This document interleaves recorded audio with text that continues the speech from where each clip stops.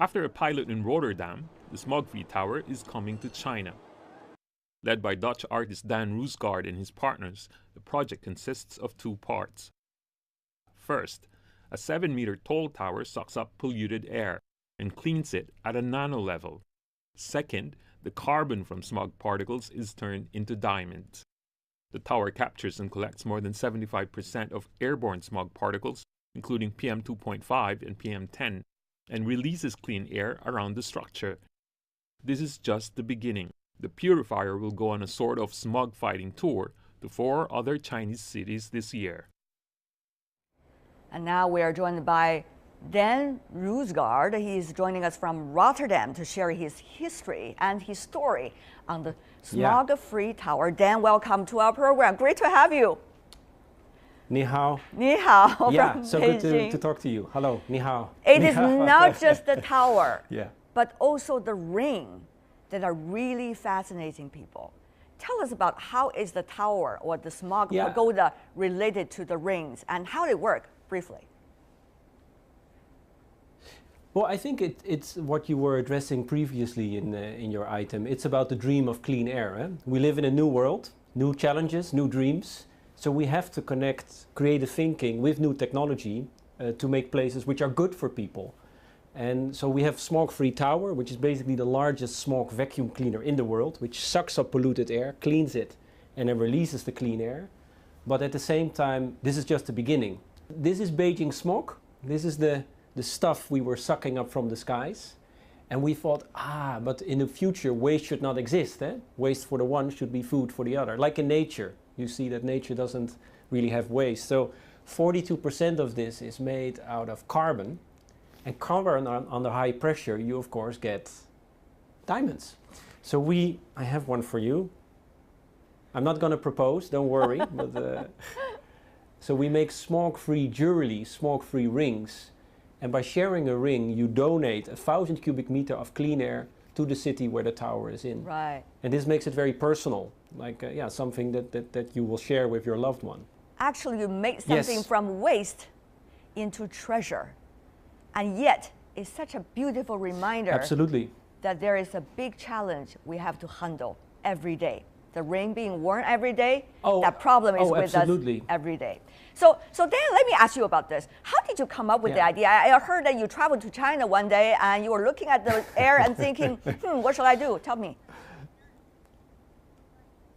Yeah, well, I became inspired by Beijing smog. I mean, that's the best way to explain it. And I mean, I'm a designer, I'm an innovator, so I like to make landscape of the future. We've been working, for example, on bicycle paths which charge at daytime and glow at night. So, and I love China. I learned so much from it. I love working in it. And at the same time, this desire for progress creates side effects that we didn't imagine, and pollution is one of them. So I think we shouldn't be depressed about it, but we should sort of, be creative. So I became inspired by Beijing smog. How much will the air be cleaned though? So this is the beginning, chapter 1. But it doesn't stop there. For example, we're working on bicycles, smog-free bicycles, which suck up polluted air, clean it, and then release clean air, so you can cycle and still enjoy clean air.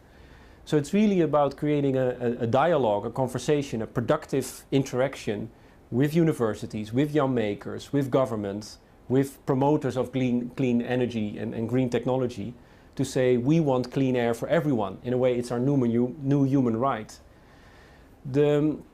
The thing with the war on smog, like a lot of times it's about saying, oh, government should do this, or it's about money or technology, and this is only partly true. I think it's something that we should all be engaged with.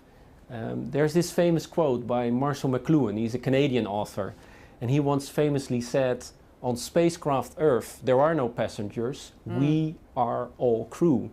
So it's really about, from a bottom-up approach and a top-down, working together and making proposals how we want our reality to be upgraded and not wait. But then but activate. But then some might be a little bit critical.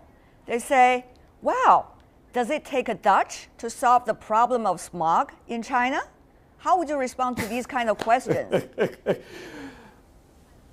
Well, again, we are all inhabitants of planet Earth, so and I think it's about working together. You know, I've learned a lot from working with the Chinese people, and maybe they can learn a lot from the Dutch. It's about collaboration, and maybe we are good at certain technology or certain way of thinking, and I think everybody has its own qualities.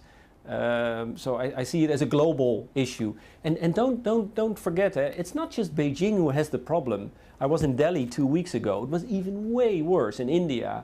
So I don't think it should be something that the Chinese people should be ashamed of when they're going to solve the smog pollution and how they're going to solve it. It can be an example of innovation for all the other cities in the world. Mexico City, Los Angeles, Paris, my own city, Rotterdam, here where I'm right now, has problems. Right. So see it as a potential. And don't forget, after the war on smog, we will have the war for clean water and then the war for clean energy. Yep. So there's still a lot of challenges. So we really need to be more proactive and use creative thinking and new technology to say we want a new world and this is how it's going to look like. Dan, before we go, it's been great to be a part of that. Yeah. Before we go, Dan, final words from you briefly. Are you going to take your smog-free pagodas around the world? Oh, absolutely. I think Beijing, this is where the inspiration came from. This is where it starts. It's going to travel through different cities. We look forward to collaborate with the Chinese people to come up with more ideas. But yeah, Delhi, Mexico City, Kazakhstan, they're already calling. But let's focus on China first. I think there's enough work to be done there.